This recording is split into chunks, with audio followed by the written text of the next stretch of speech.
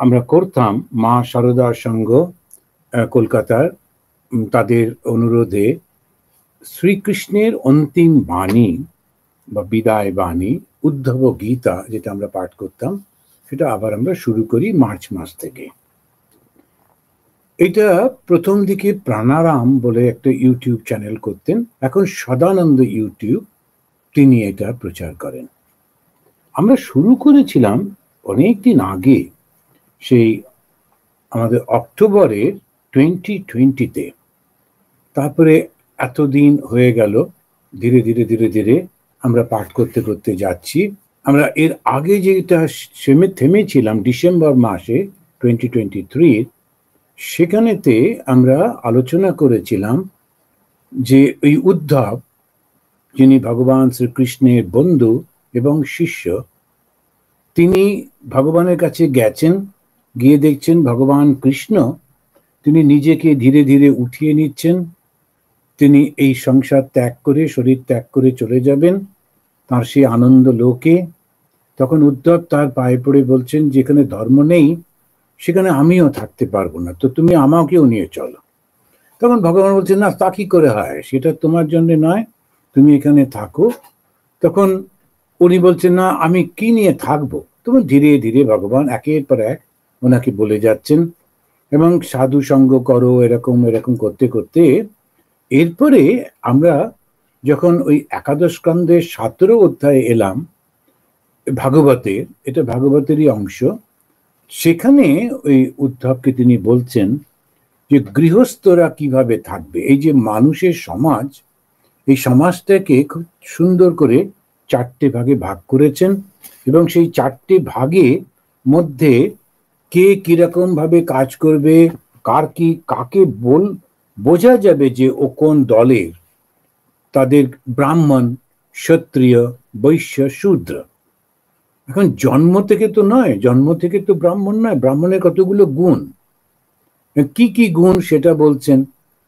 আমি ক্ষত্রিয় বংশে জন্মেছি বললেই তো আর ক্ষত্রিয় নয়। এখন যেটা আমরা ভুল করি, যে আমরা ক্ষত্রিয়, বিশেষ করে কিছু কিছু জায়গাতে ভীষণ অহংকার, এবং অন্যদের উপর শুনেছি অত্যাচারও করেন, সেটা খুবই ভুল। কেননা ক্ষত্রিয় ওইরকম ভাবে না, কতগুলো গুণ তাদের থাকে।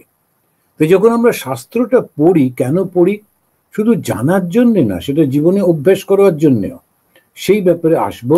আসুন শুরু করি সেই ভগবান বিষ্ণু, যার অবতার এই শ্রীকৃষ্ণ, সেই ভগবান বিষ্ণুকে প্রণাম করে।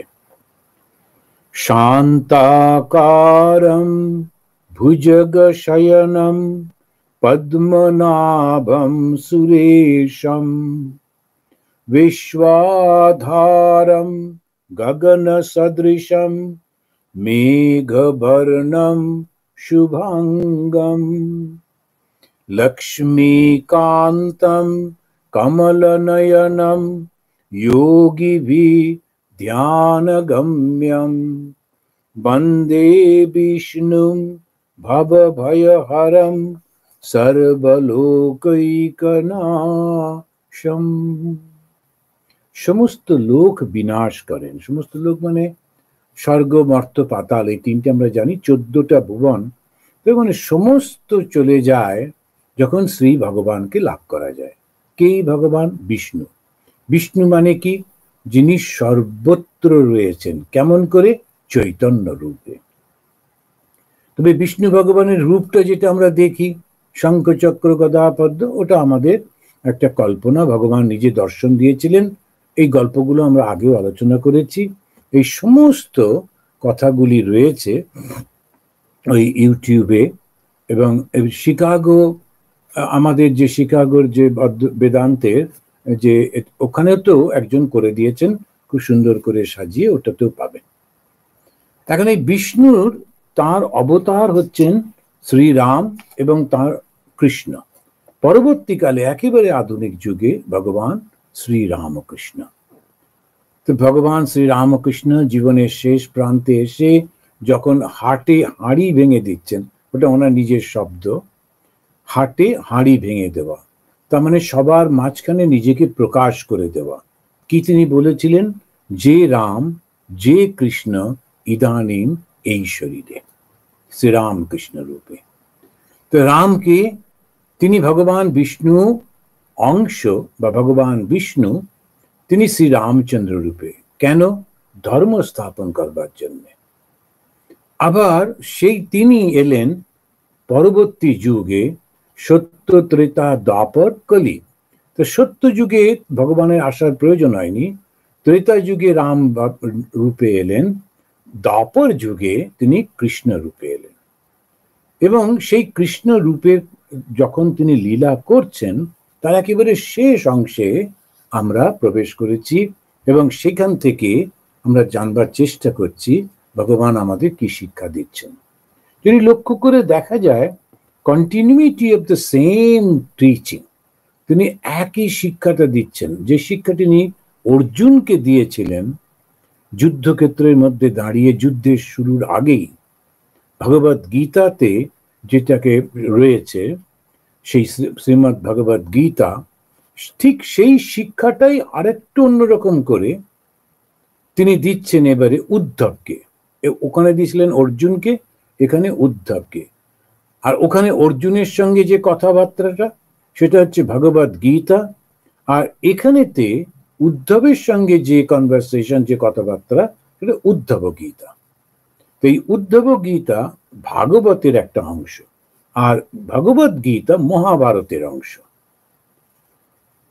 এই ভাগবত যে অংশটার মধ্যে আমরা ঢুকেছি, সেটা হচ্ছে যে ভগবান তিনি তখন উদ্ধবকে বলছেন যে দেখো, সত্য যুগের পরে যে ত্রেতা যুগ, এই ত্রেতা যুগ আর ত্রেতামুখী মহাভাগ প্রাণাত্মে হৃদয়াত্রয়ী। তো এরকম ভাবে আমরা একাদশ স্কন্ধে 17 অধ্যায়ে 12 নম্বর শ্লোকে বলছেন, ঋক সাম যজু বেদ প্রকাশিত হলে সেই জ্ঞান থেকে 3টে যজ্ঞ বা অবয়ব রূপে আমি প্রকাশিত হলাম। 3টে যজ্ঞ বা অবয়ব রূপে, কিভাবে? জ্ঞান রূপে। তো ত্রেতা যুগে বেদ বা জ্ঞান সৃষ্টি হলো, জ্ঞানের ব্যবহার, কর্ম শুরু হলো, কর্মকেই যজ্ঞ বলা হয়। তো এরকম ভাবে সেই পরম চৈতন্য থেকে ব্রহ্মা সৃষ্টি, ব্রহ্মা থেকে বিরাট, বিরাটের থেকে বাকি সবাই। তো এরকম ভাবে আসার পর তিনি তখন বলছেন যে এইবারে যখন মানুষ সৃষ্টি হলো, তখন মানুষের মধ্যে বিভাগ করে দিচ্ছেন। কেন না? এক একজন এক এক রকমের কাজ যাতে করতে পারে। এখন আমরা একই বিভাগ, সবাই মিলে হিন্দুদের দোষ দেয় বটে, আর আমাদের হয়ে গেছে এখন একটু ভুল করে আমরা ওই জন্মগত মনে করে নিয়েছি। ব্রাহ্মণ, ব্রাহ্মণের ছেলে ব্রাহ্মণ, ক্ষত্রিয় ছেলে ক্ষত্রিয় না, এটাতে হচ্ছে কর্মের উপরে নির্ভর করছে। এরকমই ছিল পরবর্তী, যেমন হয়ে যায় আর কি, সেটাতে অনেক পুরনো, তো সেই জন্যে হিন্দু ধর্মটা একটু পরিবর্তন হয়ে গিয়েছে। কিন্তু আসলে যেটা তিনি বলছেন, সেই ভগবান তিনি তখন 4টে ভাগে ভাগ করে বলছেন যে ব্রাহ্মণকে, আমি একটু একটু টাচ করে যাচ্ছি, এগুলো আমরা আগের এই ছুটির আগে পড়েছিলাম। সম, দম, তপ, শৌচ, সন্তোষ, শান্তি, আর্জবম, মদভক্তি চ দয়া সত্যম, ব্রহ্ম প্রকৃতি তু ইমাহা। তো ব্রাহ্মণ কাকে বলা হবে? যার মধ্যে গুণগুলো থাকবে। এটা বারবার মনে রাখতে হবে। শুধু জন্ম ধারণ করলেই হবে না, শুধু একটা পদবি থাকলেই হবে না, এই গুণগুলো থাকতে হবে। কি কি গুণ? সম, মনের সংযম থাকতে হবে। দম, ইন্দ্রিয়ের সংযম থাকতে হবে। তপ, তার বিচার ক্ষমতা থাকবে। শৌচম, পবিত্রতা থাকবে। পবিত্রতা মানে জগতের বিষয়ের সঙ্গে আসক্তি থাকবে না। সন্তোষ, সমস্ত ব্যাপারে তুষ্ট থাকবেন। শান্তি, তিনি ক্ষমা করতে পারেন। এবং সরলতা রয়েছে, আর্জবম। এরপরে ভগবানে বিশ্বাস, তারপরে দয়া আর সত্য, এই গুণগুলো যার মধ্যে রয়েছে, তিনি হচ্ছেন ঠিক ঠিক ব্রাহ্মণ। আর যার মধ্যে প্রতাপ আছে, শক্তি আছে, ধৈর্য আছে, বীরত্ব রয়েছে, সহিষ্ণুতা রয়েছে, উদারতা রয়েছে, স্থিরতা রয়েছে, জ্ঞানীদের প্রতি মান্যতা রয়েছে, সম্পদ রয়েছে, এগুলো ক্ষত্রিয়ের গুণ।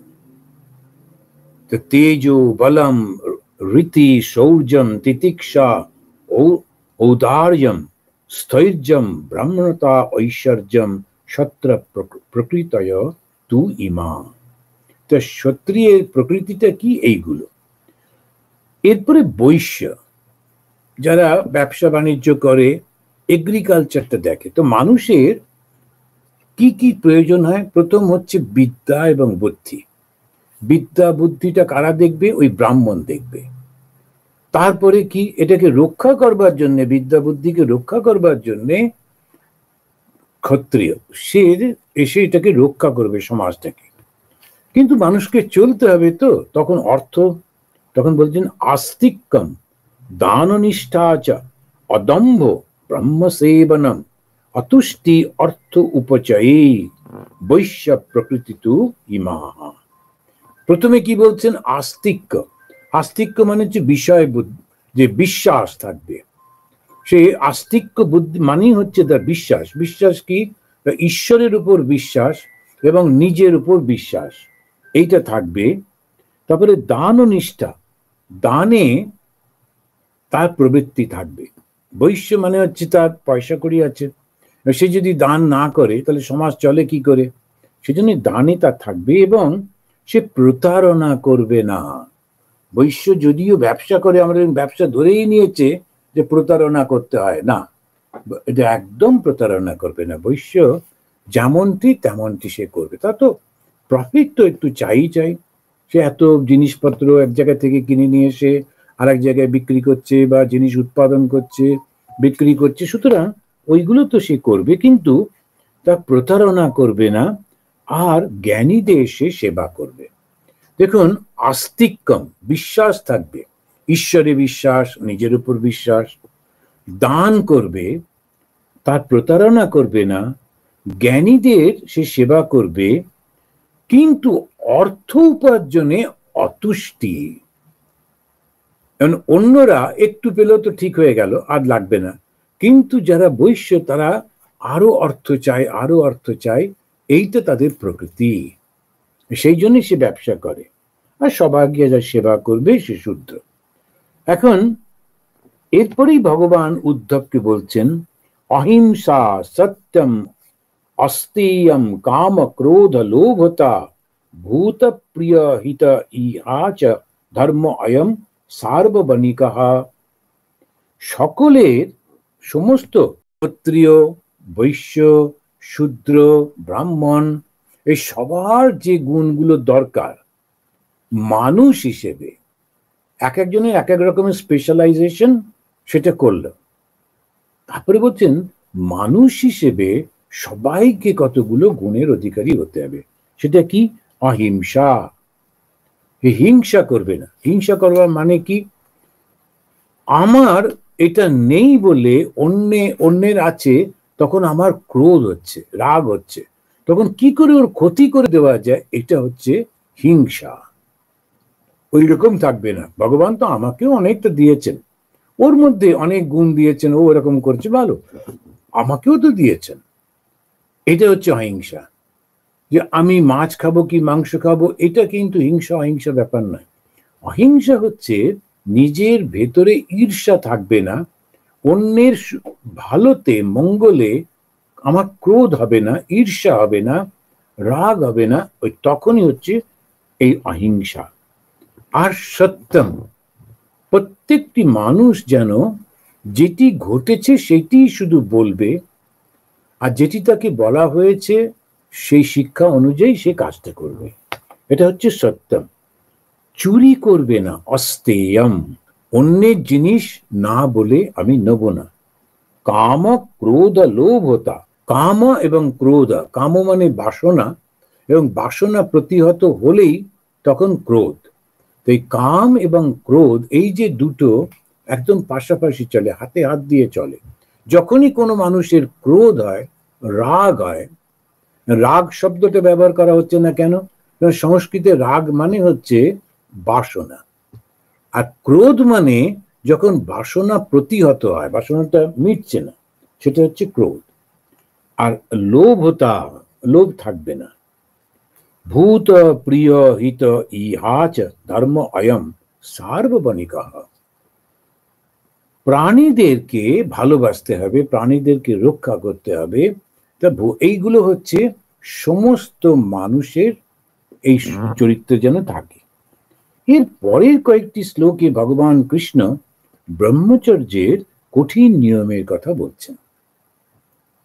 এখন এই যে ব্রহ্মচর্য, গার্হস্থ, বানপ্রস্থ, সন্ন্যাস, আমাদের সমাজটাকে সেই অনেক দিন আগে, ভগবান কৃষ্ণেরও আগে, ঋষিরা তারা জীবনটাকে, মানুষের জীবনটাকে 4টে ভাগে ভাগ করে দিয়েছেন। কি কি ভাগ? ব্রহ্মচর্য, গার্হস্থ, বানপ্রস্থ, সন্ন্যাস। এই 4টে ভাগকে ওরা বলছেন আশ্রম। চতুর আশ্রম, চতুর মানে 4, আশ্রম। আশ্রম কেন? ওই অবস্থায় থাকা, ওইভাবে সে থাকবে। ব্রহ্মচর্য আশ্রম, গার্হস্থ আশ্রম, বানপ্রস্থ আশ্রম, সন্ন্যাস আশ্রম। এখন এই যে 4টে ভাগের কথা বলা হলো, এটা কেন? যদি আমরা লক্ষ্য করে দেখি যে একটা মানুষ কিন্তু এই 4টের মধ্যে দিয়েই যায়। প্রথমে সে ছাত্র, সে শিখছে, তখন যখন শিখছে সে আর অন্য কোনো দিকে তাকাবে না, শুধু শিক্ষার দিকে নজর দেবে। এবারে সমাজে কোথায় কি অন্যায় হচ্ছে, কোথায় কি সমস্যা হচ্ছে, ব্যাস ছাত্র নেমে পড়লো, হই হই আন্দোলন করে টোরে, তারপরে দেখা গেল সে কিছুই পড়াশোনা করলো না। এবারে সে সমাজকে কি দেবে? নিজে তো কিছু শিখলো না, এবারে বড় হয়ে গেছে, কি দেবে সমাজকে? তখন সে ফ্রাস্ট্রেটেড হয়ে যাচ্ছে। অন্যরা যারা সফল হয়েছে তাদের উপর রাগ হচ্ছে। তখন সে সমাজের কাছে একটা সমস্যা হয়ে দাঁড়াচ্ছে। কেন? নিজের ধর্মটা পালন করেন। কি ধর্ম? এই ব্রহ্মচর্যের ধর্ম। ব্রহ্মচর্য মানে মনটাকে একাগ্র করে একটা জিনিসে রাখা। কি সেই জিনিস? শিক্ষা। আমরা কিছুতেই এটা বুঝতে পারি না, এবং আধুনিক যুগে পরবর্তীকালে রাজনীতির লোকেরা এসে তারা ওই ছাত্র রাজনীতির মধ্যে খুব করে উৎসাহ দিয়ে, আমাদের দেশে আরো বেশি। এদেশে আমেরিকাতে এসে দেখলাম না, ওরা করে বটে, কিন্তু ঠিক এরকম ভাবে না। ওদের ইউনিয়ন আছে, কিন্তু পড়াশুনোর জন্যে এবং নিজেদের আনন্দ টানন্দ করবার জন্য। আমাদের যেমন সেটা ঠিক সেরকম ভাবে না। আমাদের এগুলো ভাবতে হবে। এই কারণে যদি মানুষটা যখন বড় হচ্ছে, সেই সময়টায় সে যদি শিক্ষাটা গ্রহণ না করতে পারে, তাহলে সে নিজের উপর দাঁড়াতে পারবে না। আর সে যদি শিক্ষা না নিল, আমাদের সমাজে ডাক্তার চাই, ইঞ্জিনিয়ার চাই, অ্যাকাউন্টেন্ট চাই, নানান রকম প্রফেশন চাই। আমাদের যেমন কৃষক চাই, তেমনি আবার সৈনিকও চাই। তো সমস্ত জিনিসগুলো একটা ট্রেনিং পিরিয়ডের মধ্যে দিয়ে বেসিক কতগুলো শিক্ষা তাকে দিতেই হবে। এই ব্রহ্মচর্যটার ওপরে খুব জোর দিচ্ছেন ভগবান কৃষ্ণ। কেন? ও যেই শিখলো, তার পরের যে আশ্রম, তার পরের যে আশ্রয়, তার পরের যে অবস্থাটা তার, সেটা হচ্ছে গার্হস্থ। গার্হস্থতে কি করবে? ওই যে শিক্ষাটা শিখেছে সেইটি সমাজকেও দেবে। সমাজের কাছ থেকেই শিখলো, এবার সমাজকেই ওটা দেবে, সমাজকে চালিত রাখবে, বদলে সমাজ ওকে অর্থ দেবে, মান দেবে, সম্মান দেবে। এখন সেইগুলো পেয়ে মানুষের সমাজটা এগিয়ে চলে। যখন আমি দেখি কাউকে একটা সম্মান দেওয়া হয়েছে, তখন আমারও ওই সম্মান পেতে ইচ্ছা হয়, সেইটা আমাকে ওই চালনার শক্তি করে। এটা ঈর্ষা নয়, এটা ক্রোধ নয়, এটা হচ্ছে আমাদের ভেতরে ওই পরিচালনার শক্তিটাকে বাড়াবার জন্য। ইংলিশে বলে হেলদি কম্পিটিশন। মানে ওকে ও করেছে বলে ওর উপর রাগ হচ্ছে, এরকম না। ও করেছে, ও যখন পেরেছে আমিও পারবো। একজন পাহাড়ের উঠেছেন, তো সেই যখন পেরেছে, তখন সেই যেভাবে পেরেছে আমিও সেইভাবে গিয়ে পারবার চেষ্টা করব, এরকম উৎসাহ দেবার জন্য। তো এইটা তিনি বলছেন একেবারে ওই একাদশ স্কন্ধের 17 অধ্যায়ের 22 থেকে 36 নম্বর শ্লোক পর্যন্ত উনি বলে যাচ্ছেন। অসাধারণ প্রক্রিয়া বলছেন। ব্রহ্মচর্যের কঠিন ব্রত। আমাদের এই এখন ইউরোপে কি হয়, ওদের লাইফটা একটু অন্য রকম। তো আমাদের ভারতবর্ষে কিন্তু সেরকম ছিল না, এটা খেয়াল রাখতে হবে। আমরা এখন ভারতবর্ষের আধুনিক যুগেও যাই করছি ওই প্রাচীন যুগ থেকে এগুলো চলে এসেছে, একটু মডার্নাইজ হয়েছে বটে, কিন্তু ওইটাই আমাদের জন্য ঠিক ঠিক ভারতীয়দের জন্য। তার কারণ ওই প্রকৃতিতে, ওই মানসিকতায়, ওই রকম চিন্তা ভাবনাতে, ওই পরিস্থিতিতে ওইগুলোই ঠিক। আবার অন্য যেখানে যেমন ভাবে তারা বেড়ে উঠেছে তাদের জন্য ওটা ঠিকই আছে, হয়তো তারা সেইভাবে থাকুক। এদেশে যেখানে পার্টিকুলারলি আমি যে শিকাগোতে থাকি, এখানে যে গাছগুলো আছে সেই গাছগুলো এই যেমন এখন একটা পাতা নেই, শুকিয়ে কাঠ হয়ে গেছে, মনে হবে সমস্ত গাছ মরে গেছে। কিন্তু আর 2-3 মাস পরেই যেই আবার বৃষ্টি আসবে, শীতটা চলে যাবে, বরফ পড়া বন্ধ হয়ে যাবে, আবার পাতাতে ভর্তি হয়ে যাবে। আমাদের দেশে তো এরকম হয় না। আমরা যেখানে থাকি বেশিরভাগই আমাদের নাতিউত্তোষ্ণ সে সমস্ত সারা সারা বছর ধরে সবুজ পাতা। ওই গাছ এখানে এনে লাগালে মারা যাবে, এই গাছ আমাদের ওখানে নিয়ে গিয়ে লাগালে মরে যাবে। সেই জন্য সংস্কৃতিটাও সেই রকম।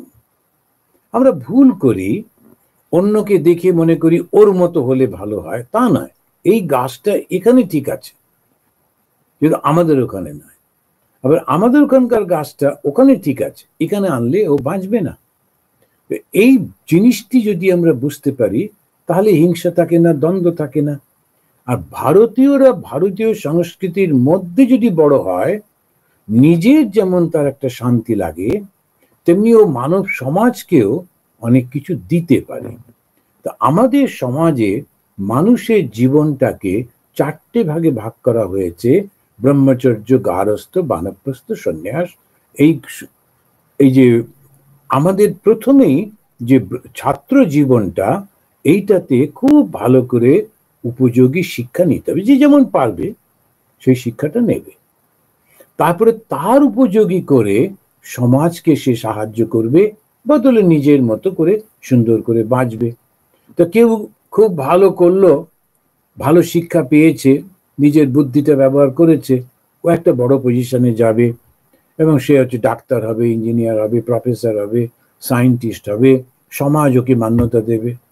তা অন্য কেউ পারেনি, সে হয়তো অন্য কোনো কাজ করবে, হয়তো গিয়ে যারা যেমন অফিস টফিসে কাজ থাকে নানা রকম সেটা করবে এবং সেইভাবে থাকবে।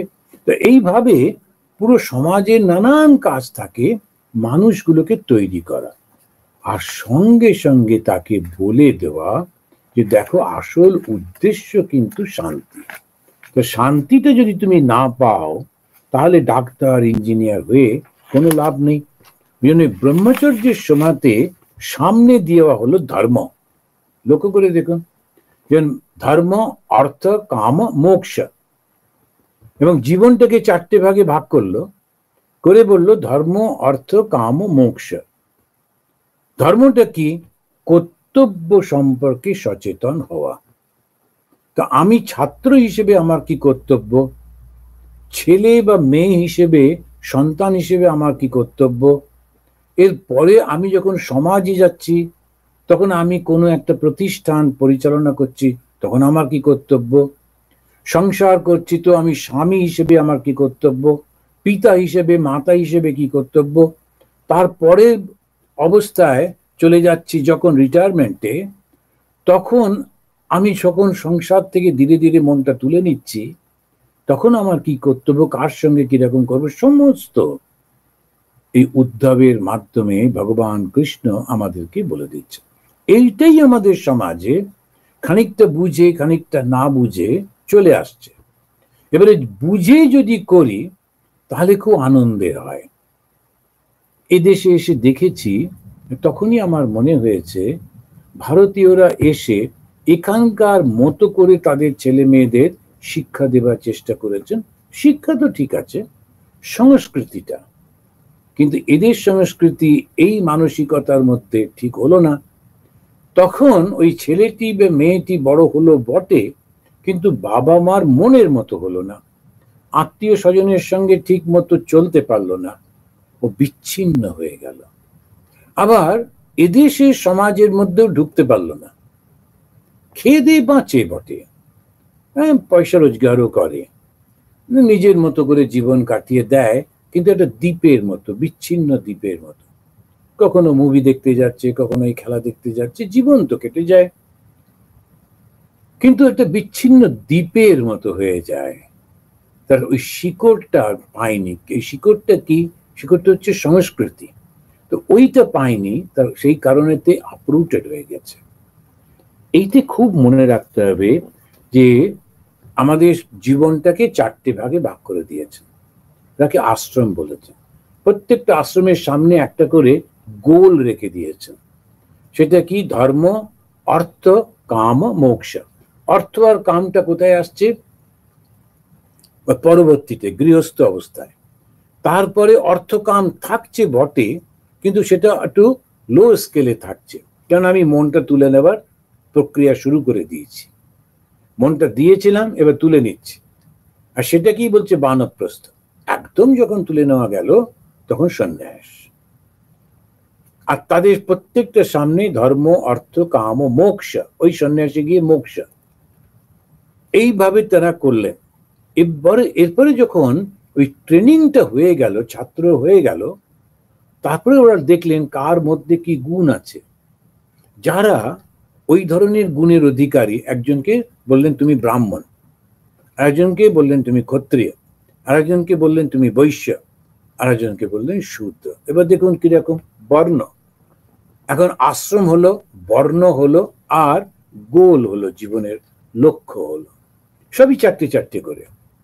তা বর্ণটা, ওই 4টে বর্ণ, এই বর্ণটাই এসে আমাদের সমস্যায় পড়ে গেলাম।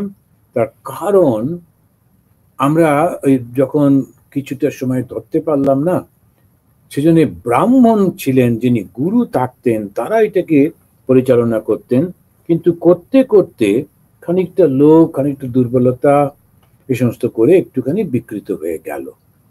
তো এই যে ব্রাহ্মণ, ক্ষত্রিয়, বৈশ্য, শূদ্র, ওই শিক্ষার ওপর ভগবান বললেন এই 4টে বর্ণ আমি তৈরি করে দিয়েছি। কেন করেছি? গুণ, তার নিজের কর্ম এবং গুণের ওপরে, সে কোন কর্মটা করতে পারে এবং কোন গুণগুলো তার মধ্যে রয়েছে, কি কি গুণ থাকলে কাকে কি বলা হবে, ওটাও বলে দিলেন। এরপরেতে উনি বলছেন যে দেখো, যারা ব্রাহ্মণ, এই ধর্ম যারা পালন করবে, তাদের 3টে মাত্র জীবিকা থাকবে। জীবিকা মানে বেঁচে থাকার জন্যে যেটি আমরা নিই। বেঁচে থাকতে গেলে অর্থ চাই, তো সমাজের সাহায্য চাই। কি কি? তখন বললেন দান গ্রহণ, মানে প্রতিগ্রহ, অধ্যাপনম, লোককে শিক্ষা দেওয়া, অধ্যাপনা করা, এবং তার জন্যে আর যোজনম, যাগযজ্ঞ, পূজা ইত্যাদির মাধ্যমে। তো ব্রাহ্মণ কি করবে? ব্রাহ্মণ কিন্তু সে খেতিবাড়ি করছে না, সে ব্যবসা করছে না, সে যুদ্ধের মধ্যে যাচ্ছে না, সে অন্য কোনো কিছু করছে না, সে এই 3টে করছে। দেশ শাসন করতে যাচ্ছে না, সে দান গ্রহণ করতে পারে। তার কারণ বদলে কিন্তু সে সমাজকে আধ্যাত্মিকতা দিচ্ছে, তাকে মরালিটি দিচ্ছে, সমাজের মানুষকে পথে সাহায্য করছে, চলার পথে। তো কারা এরা? এখন যদি আমরা তাকিয়ে দেখি, তখনকার দিনেও ছিল যারা ডাক্তার হতেন, কবিরাজ বলতেন, এখন ডাক্তার হচ্ছেন, কবিরাজ হচ্ছেন ইত্যাদি। তারা মানুষের সেবা করছেন, কিন্তু বুদ্ধি দিয়ে। তারপরেতে প্রত্যেকটা রাজা রাজত্বে একজন করে এরকম শিক্ষিত মানুষ থাকতেন, এটাকে ঋষি বলা হতো, মুনি বলা হতো। তো তিনি রাজাকে পরিচালনা করতেন, বলতেন এইটা ঠিক, ওইটা ঠিক না, এইভাবে করো, ওইভাবে করো, বুদ্ধি দিতেন। তো রাজা যখন ওর কাছ থেকে বুদ্ধি নিতেন এবং চলতেন, উনি খুব নিউট্রাল থাকতেন। যেমন আজকালকার যুগে আমাদের যারা জাজ হন, খুব নিউট্রাল, নিউট্রাল হতেই হবে। যিনি নিউট্রাল নন, তার জাজ থাকা উচিত না। যিনি কোনো একটা জিনিস দেখে উত্তেজিত হয়ে ওই ধরনের মানসিকতায় প্রবেশ করলেন, তার কিন্তু জাজ হতে পারবে না। বিচার যদি করতে হয়, তাহলে সমদৃষ্টি সম্পন্ন হতে হবে। আচ্ছা, তুমি এটা বলেছো বটে, আচ্ছা দিকে ওইটা কি বলছে, নিজের উপরে ভীষণ কন্ট্রোল দরকার। নিজের উপরে কন্ট্রোল যদি না থাকে, ও বিচারক হওয়া ওর উচিতই না। ওইটা মনে রাখতে হবে, ইমোশনাল কোনো ব্যাপারটাই নেই।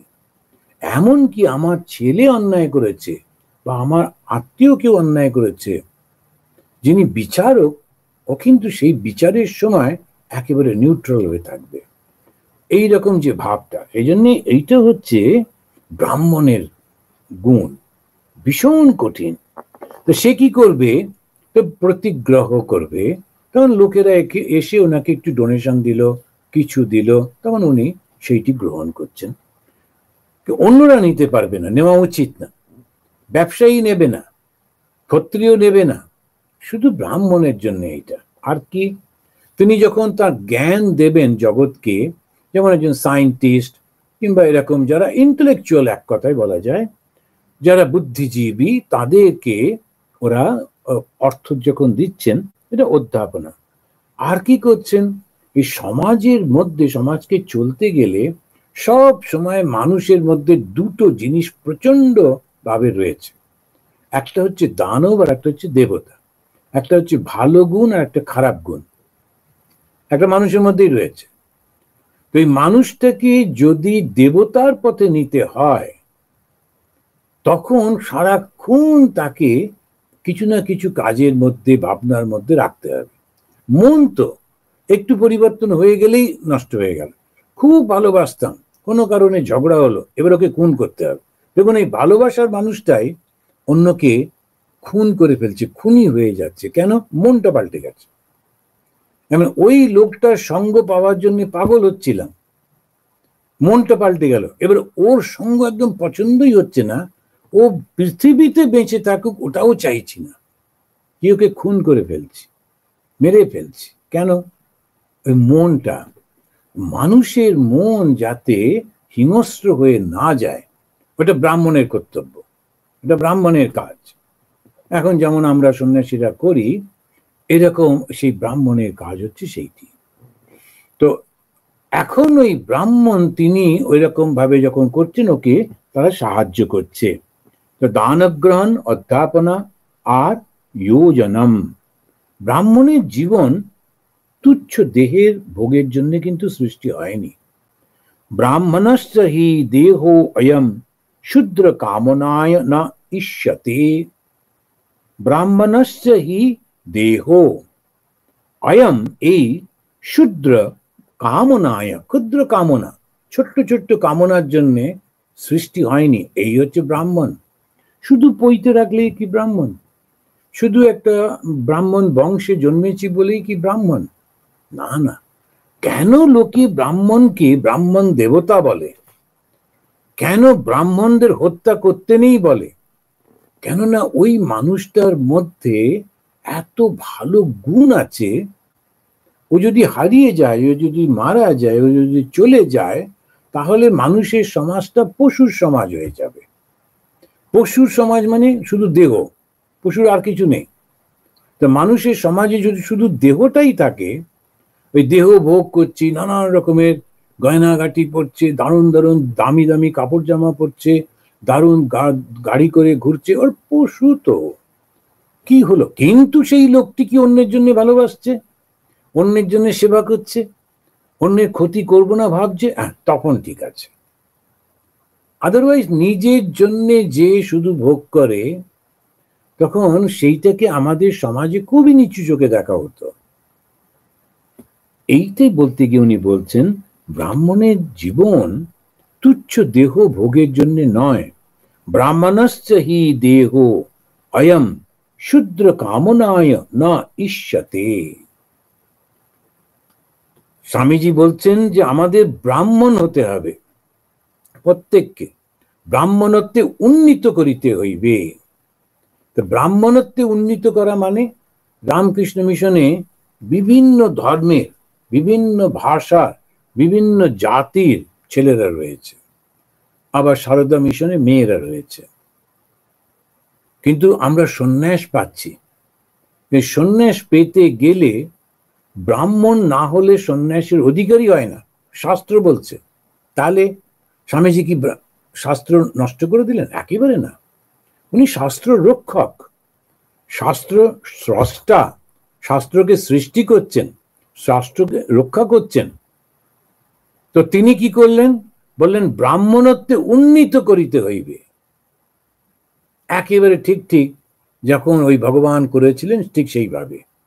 তখন ওই যে ছেলেটি বা মেয়েটি আসছে, তখন তাকে দিয়ে গুরু সেবা করাচ্ছেন, জনসেবা করাচ্ছেন, পশু পাখি সেবা করাচ্ছেন। তার ভেতরে অহংকারটা চলে যাচ্ছে। ধীরে ধীরে ধীরে ধীরে নানান রকমের শাস্ত্র পাঠ করছে, জপ ধ্যান করছে, উপবাস করছে, তীর্থযাত্রা করছে। মনের মধ্যে শুদ্ধ ঈশ্বর চিন্তা ছাড়া তার আর কিছু নেই। এরকম করে 10 বছর যখন সেই যুবকটি বা সেই যুবতী তারা যখন করলো, ঠিক ঠিকভাবে যখন হলো, ব্রহ্মচর্য পালন করবার পর তারপরে তাকে সন্ন্যাস দেওয়া হচ্ছে। প্রত্যেকেই ব্রাহ্মণ। আমাদের এখানে তো জাপানিজ রয়েছে, আমেরিকান রয়েছে, সমস্ত জাতের লোক আছে, কিন্তু প্রত্যেকে ব্রাহ্মণ রামকৃষ্ণ মিশনে, প্রত্যেকে। তার কারণ কি? তার কারণ এই 10টা বছর তাকে ব্রাহ্মণত্বে উন্নীত করা হয়েছে। যদি বলে না ও তো আবার জন্মায়নি, ওইটা কিন্তু আমরা মানতে পারছি না। স্বামীজি ওটা বলছেন না। শ্রী মা, তার বাড়িতে একজন ডাক্তার এসেছিলেন, খুব ভালো ডাক্তার। তিনি তার বাড়ির বাচ্চাদের বলছেন ওকে প্রণাম করো। অন্যরা বলছে না না না, ও কি করে করবে, ও তো নিচু জাতে, ডাক্তার বটে কিন্তু ব্রাহ্মণ নয়। তো ব্রাহ্মণ হয়ে আমরা কি করে ওদের চরণ স্পর্শ করব? মা বলছেন এত শিক্ষিত, এত মার্জিত যে ব্যক্তি এবং যে সমাজের এত উপকার করছে, সে যদি ব্রাহ্মণ নয় তো তাহলে আর কে ব্রাহ্মণ? যাও, আমি বলছি প্রণাম করো। এইটাই হচ্ছে ঠিক দৃষ্টিভঙ্গি। ব্রাহ্মণকে যে মানুষের কল্যাণ করে, উপকার করে, যে নিজের শিক্ষা যেটা গ্রহণ করেছে সেটা সমাজের জন্যে সে সর্বদা দেবার জন্য উৎসুক হয়ে থাকে, ওই হচ্ছে ব্রাহ্মণ। তখন তারপরে বলছেন আত্মনা মোক্ষ পরহিতায়ের জন্য যারা জীবন যাপন করছেন তারাই হচ্ছেন সেই ব্রাহ্মণ। তখন কি হয়? সমুদ্ধরন্তি আপদ্ভ্যঃ নচিরাত উদ্ধরিষ্যসে। এখন এই ব্রাহ্মণদের ভগবান খুব ভালোবাসেন, তাই তিনি বলছেন এই যারা জ্ঞানী, এই যারা ব্রাহ্মণ, তারা যখন কোনো সমস্যায় পড়ে, সমস্ত বিপদ থেকে আমি ওদের উদ্ধার করি। করবেনই করবেন। ভগবানের নাম নিয়ে কেউ যদি ঘর সংসার ছাড়ে, সংসার ত্যাগ করে, তার কোনো কষ্ট হয় না। শুধু তাই না, ওর পরিবারের কোনো লোকেরও কষ্ট হয় না। ঠিক কিছু না কিছু ভাবে ভগবান ওদের সব কিছু পাইয়ে দেন, দিয়ে দেন। সেজন্য লক্ষ্য করা যায় এই কথাগুলো যেগুলো শাস্ত্রতে ভগবান বলেছেন, এমনি মিথ্যা মিথ্যা বলে দিয়েছেন তা কিন্তু না, একদম সত্য বাক্য। যারা অন্যদের সেবার জন্য কাজ করছে, ভালোবেসে করছে। অনেক সময় কি হয়, আমরা বিপ্লবের মধ্যে চলে যাই, বন্দুক তুলি, গুলি করি, সেটা একটা অন্য দিকে চলে গেল। কিন্তু এই যে ভালোবেসে অন্য মানুষের সেবা করছে এবং তাকে তার মধ্যে সেই ভগবানের সেবা করছি বলে সে করছে, আত্মনা মোক্ষ জগৎ হিতায়, স্বামী বিবেকানন্দ যেটি বললেন, এইটি যারা করে এবং ঠিক ঠিকভাবে যারা করে, ওদের মনের মধ্যে একদম খুব শান্তি থাকেই থাকে এবং জগতের সমস্যা থেকে ঠিক কোনো না কোনো ভাবে ভগবান ওদের বাঁচিয়ে দেন। ঈশ্বর যে আছেন এইটা তার প্রমাণ। অন্তত আমাদের বহু বহু সাধুদের জীবনে সন্ন্যাসিনী যারা, তাদেরও যদি সেই শোনেন, দেখবেন কেমন করে ওই বিপদ থেকে আমরা মুক্ত হয়। এবং যারা খুব ভালো ভক্ত তারাও ওই ভগবানের কৃপাটা বুঝতে পারেন। তখন বলছেন নচিরাত উদ্ধরিষ্যে, ভগবান তাদের সমস্ত বিপদ থেকে উদ্ধার করেন। এরপর কৃষ্ণ তার বাল্য বন্ধু এবং শিষ্য উদ্ধবকে রাজার কর্তব্য সম্পর্কে বলছেন। এটি কেন বলছেন? এটা ভীষণ গুরুত্বপূর্ণ। সমাজের মানুষ, সমাজের মাথাটা হচ্ছে নেতা বা রাজা। এখন তখনকার দিনে তো রাজা ছিলেন, এখন হচ্ছেন সেই প্রধানমন্ত্রী বা কোনো প্রেসিডেন্ট বা যেই হোক, তো যেমন যেমন তাদের ব্যবস্থা, রাজাও আছেন কোনো কোনো দেশে। এখন এই যে তিনি যেমনটি চিন্তা করবেন, যেমনটি কর্ম করবেন, সেইটি সারা সমাজের উপর চলে যাবে। তাই ভগবান বলছেন যে এই মানুষটি কিরকম করবে, সর্বা সমুদ্রে রাজা, সমস্ত প্রজাকে সর্বদা রক্ষা করবেন। কথাটা লক্ষ্য করতে হবে, সমস্ত প্রজাকে সর্বদা রক্ষা করবেন এই রাজা। না আমি ওকে করব না, ওকে আমার পছন্দ নয়, তা হবে না। সমস্ত প্রজাকে রক্ষা করতে হবে, নইলে সেই রাজা নয়। কিভাবে করবেন? যেমন পিতেব ব্যাসনাথ প্রজা, পিতার মতো করে ব্যাসনাথ বিপদে, প্রজাদের বিপদে তিনি তাদেরকে রক্ষা করবেন। যেমন পিতা তার পুত্রকে, তার সন্তানকে রক্ষা করেন, ছেলে মেয়েকে কোনো বিপদে পড়লে বাবা যেমন করে রক্ষা করেন, তেমনি ভাবে রাজা তিনি তার প্রজাদেরকে সেইভাবে রক্ষা করবেন। আবার একটা উদাহরণ দিচ্ছেন, গজপতি গজান, যিনি গজপতি, ওই যে হাতিদের মধ্যে যারা থাকে নেতা, যদি লক্ষ্য করে দেখেন, আমি অরুণাচলে ছিলাম তো অনেক দেখেছি এরকম হাতিরা যখন ওই রাস্তা ক্রস করবে পুরো হার্ড, ওই হাতিদের 45টা 50টা এরকম এক একটা দল, ওই যে সর্দার হাতি ও রাস্তার উপরে সে দাঁড়িয়ে আওয়াজ করত, নিজে দাঁড়িয়ে আছে, বড় বড় ট্রাক বাস গাড়ি সব দাঁড়িয়ে থাকবে, ওর পুরো দলটা যাওয়ার পর ও ধীরে ধীরে জঙ্গলে প্রবেশ করবে, করে মাথাটা ঘুরিয়ে রাস্তার দিকে নিয়ে আর দেহটা জঙ্গলের দিকে করে একটা আওয়াজ করে তারপরে চলে যেত, মানে এবার ঠিক আছে যাও তোমরা।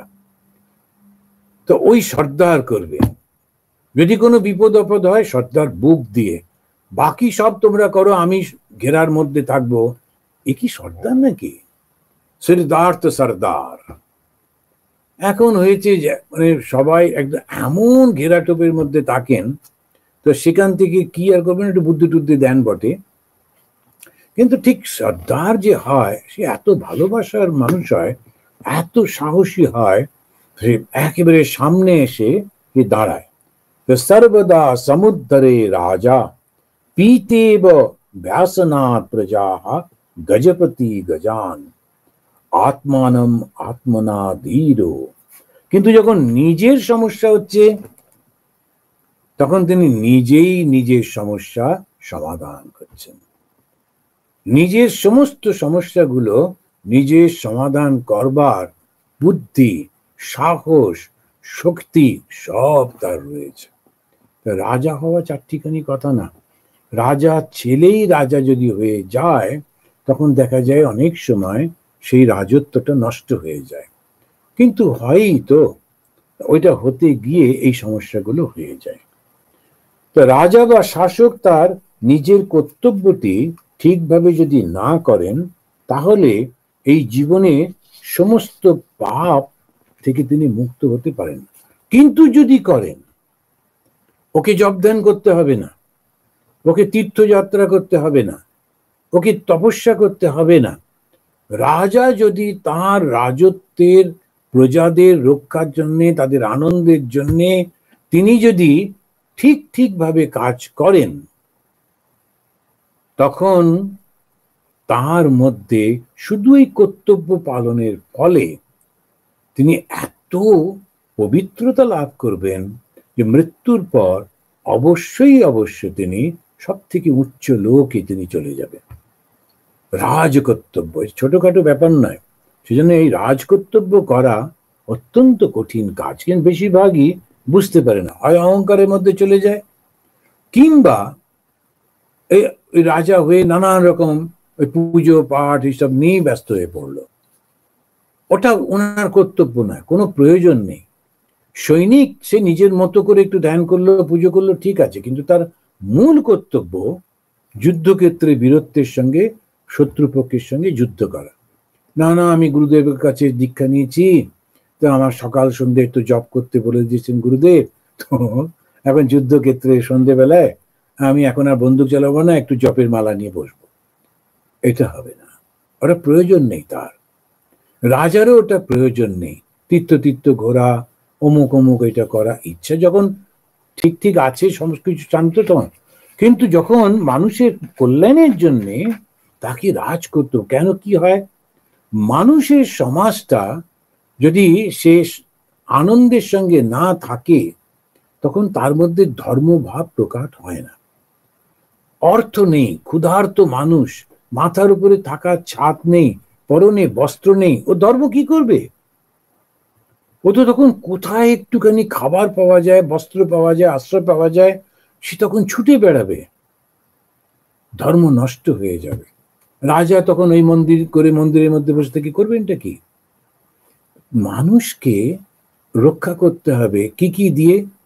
প্রথমেতে অর্থ দিয়ে, শিক্ষা দিয়ে, স্বাস্থ্য দিয়ে, এবং তাকে রক্ষা করে, বিপদ থেকে রক্ষা করে। যেই ওটা করছি তখন সেই মানুষটার মধ্যে ধর্মভাব জাগ্রত হচ্ছে, কারণ এই শিক্ষার মাধ্যমে ওই ধর্মটা আসছে। আর সে যে ধর্ম পালন করছে তার ভাগও কিন্তু রাজা পায়। এটা রামায়ণেও রয়েছে। রামায়ণে একজন ঋষি তিনি রামচন্দ্রকে বলছেন যে তোমাকে এইসব জপ ধ্যান করতে হবে না, তুমি রাজকর্তব্য পালন করো, তখন তোমার প্রজারা যত সৎ কাজ করছে তার ফল তুমি অবশ্যই পাবে এবং ব্রহ্মলোকে চলে যাবে। রামায়ণেও এই কথাটা রয়েছে। তো রাজধর্ম বলতে যে কথাটা বলা হয় সেটা হচ্ছে এইটা। এবারে ওই সংসারে গৃহস্থরা কি করবে সেইটি বলছেন। এখন এটা তো গৃহস্থরাই তো বেশি, সর্বত্র পুরো মানব সমাজের মধ্যে গৃহস্থই তো সব থেকে বেশি। তো সংসারে গৃহস্থরা কিভাবে থাকবেন? ভগবান কৃষ্ণ ওই একাদশ স্কন্ধের 17 অধ্যায়ের 50 নম্বর শ্লোকে ব্রাহ্মণ, ক্ষত্রিয়, বৈশ্য এই 3 প্রকার বর্ণের গৃহস্থদের অবশ্য অবশ্য অনুষ্ঠান করবার 5টা যজ্ঞ করতে বলছেন। এই 3 জনেই করবে, ব্রাহ্মণ, ক্ষত্রিয়, বৈশ্য 3 জনেই করবে কি? পঞ্চমহাযজ্ঞ।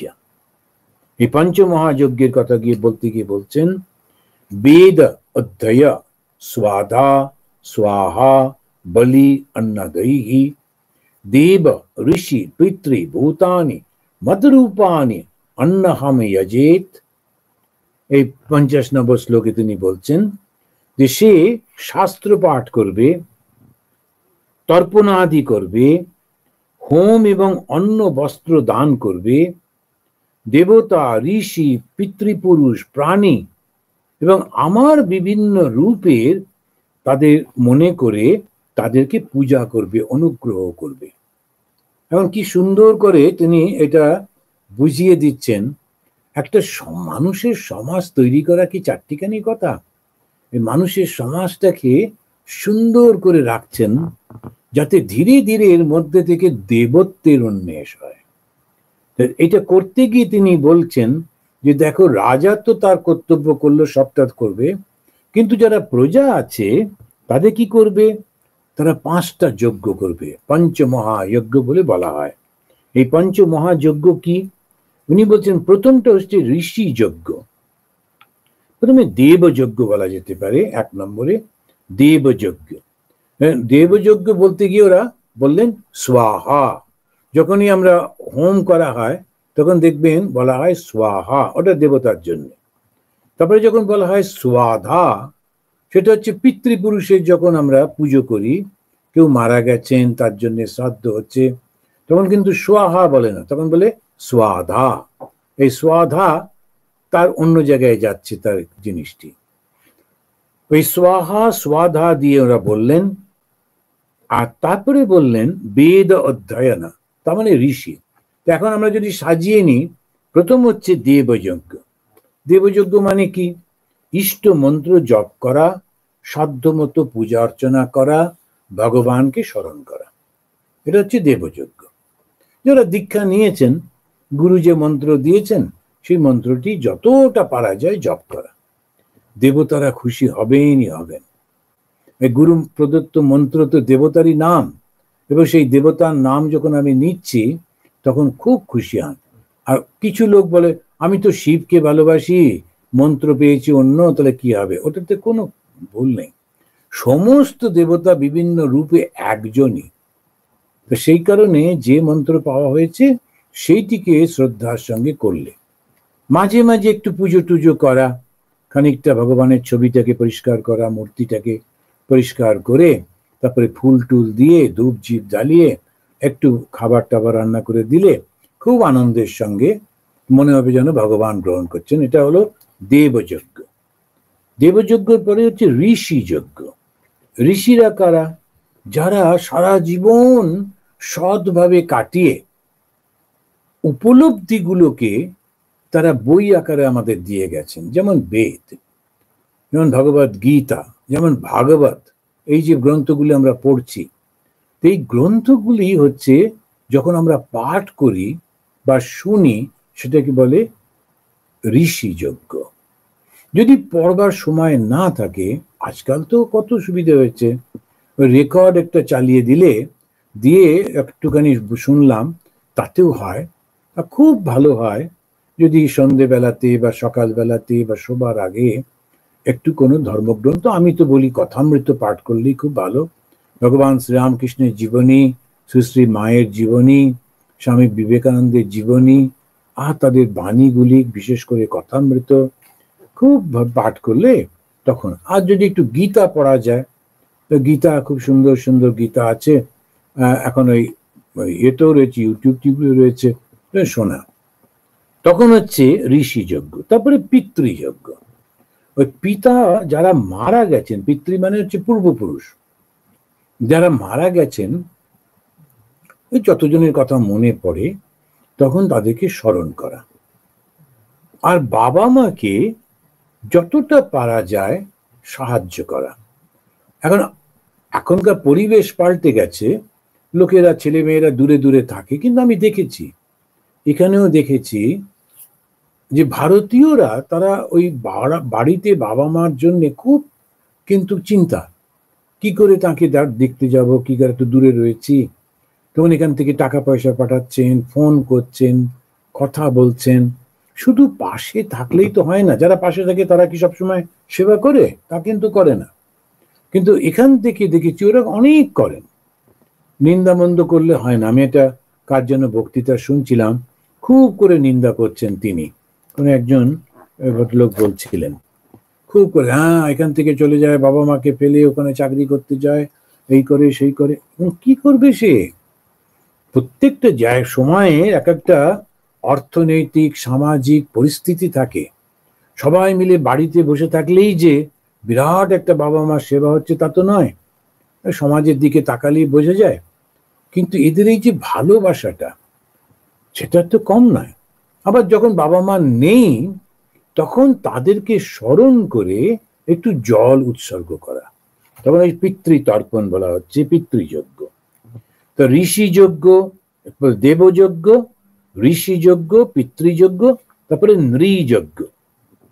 নৃযজ্ঞ হচ্ছে অতিথিরা এলে তাদেরকে একটু সৎকার করা এবং গরিব মানুষদের জন্য কিছু একটু ব্যবস্থা করে দেওয়া, তো সেটাতেই বলেছে নৃযজ্ঞ।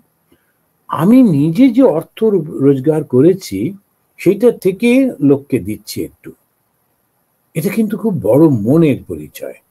আর ওই যে মানুষটিকে দিচ্ছি, ভালোবেসে দিচ্ছি, ও আমার প্রশংসা করবে, ও আমার কথা সবাইকে বলবে, এইভাবে যদি দিই তাহলে আবার হলো না। যজ্ঞ মানেই কিন্তু অন্যের মঙ্গলের জন্য কিছু করা, এটা হচ্ছে যজ্ঞ। কিন্তু বদলে আমি কিছু চাই না। এই যজ্ঞের এই জিনিসটি মাথায় না থাকলে একেবারে পিওর কর্ম, মানে আমাদের যেমন স্বামীজি বলছেন যে কিচ্ছু চেয়েও না, শুধু দাও। এই যে কর্মটা করছি তার ফলটা কি হয়? মানুষটা মুক্ত হয়ে যায়। কিসের থেকে? এই বন্ধন থেকে মুক্ত হয়। তারপরে বলছেন ভূত যজ্ঞ। এই যে মানুষটাকে একটা হলিস্টিক ডেভেলপমেন্ট যেটাকে বলা হয়, সব দিক দিয়ে একটা মানুষকে কি সুন্দর করে গড়ে তোলা হচ্ছে। এরা কারা? সংসারী। সংসারী মানে কি? সবাই, এই জগতে যতজন আছে প্রত্যেককে বলা হচ্ছে, একদম রাজা থেকে প্রজা পর্যন্ত সে ব্রাহ্মণ হোক, ক্ষত্রিয় হোক, বৈশ্য হোক, সবাইকে বলা হচ্ছে এই 5টা যজ্ঞ করো। এমন কিছু না সকালে ঘুম থেকে উঠে একটা ঠাকুরের ভগবানের ছবি দেখা, এটা কি এমন বড় কাজ। দ্বিতীয়, আমি একটু কোনো ধর্মগ্রন্থ একটু পাঠ করলাম, 5 মিনিটই তো লাগবে।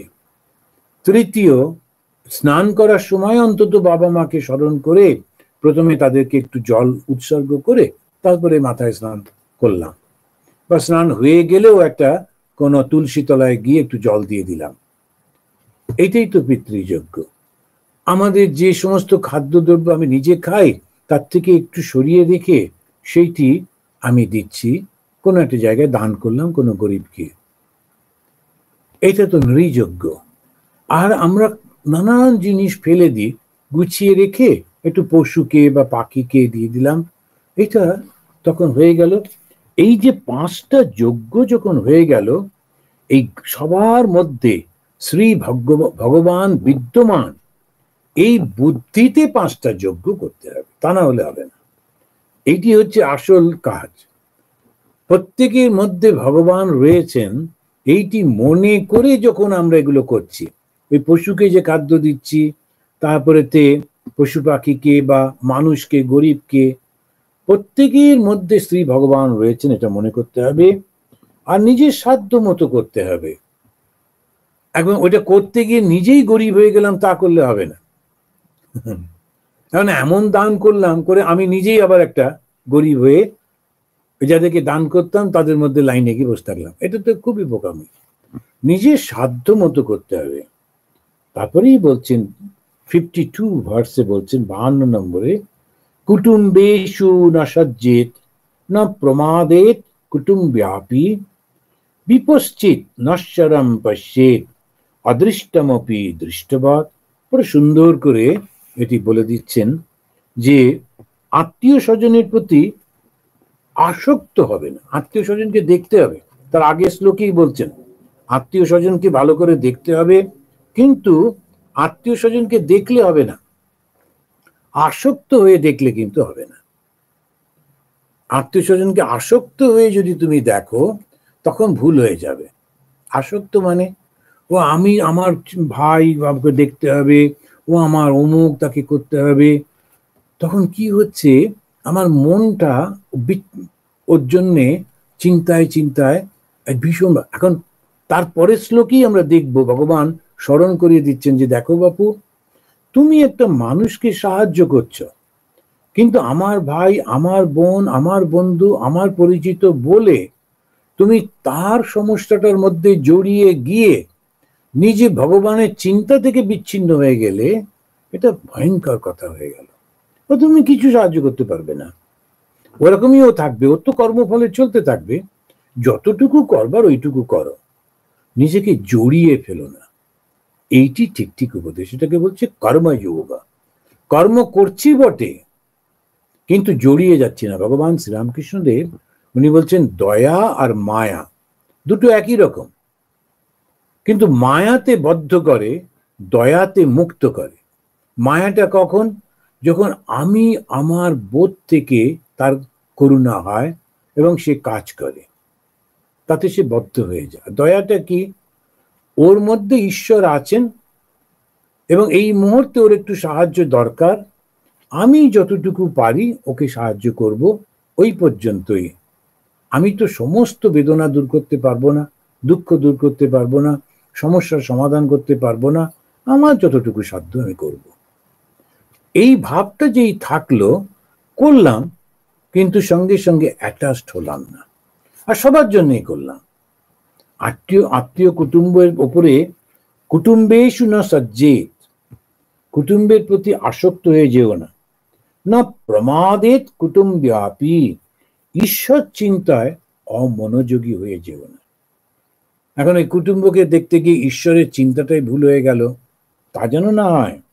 তারপরেই বলছেন বিপশ্চিত, বিপশ্চিত মানে হচ্ছে বিচারশীল যে মানুষ, নশ্বরম, তিনি মনে রাখবেন তিনি হচ্ছেন নশ্বর, কোনো না কোনো সময় তিনি তো মারা যাবেনই, যত জগতের সবকিছু এইটা দেখে অদৃষ্টমপি দৃষ্টবৎ, সেই জন্য তিনি ওই স্বর্গ সুখের জন্য কোনো কিছু করবেন না, শুধু মুক্ত হবার জন্য করবেন। অসাধারণ এই শিক্ষাটা আজকে আমরা এই পর্যন্ত পড়লাম। এরপরে আমরা আবার আস্তে আস্তে করে এগোবো, তারপরে দেখব যে কিভাবে তিনি জোর দিচ্ছেন ব্রহ্মচর্য গারস্থের পরে বানপ্রস্থের উপরে। বানপ্রস্থটা খুব ইম্পর্টেন্ট। তো আমরা আস্তে আস্তে যাবো, তারপরে সন্ন্যাস।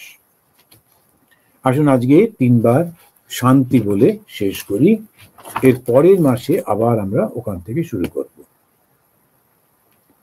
ওম শান্তি শান্তি শান্তি।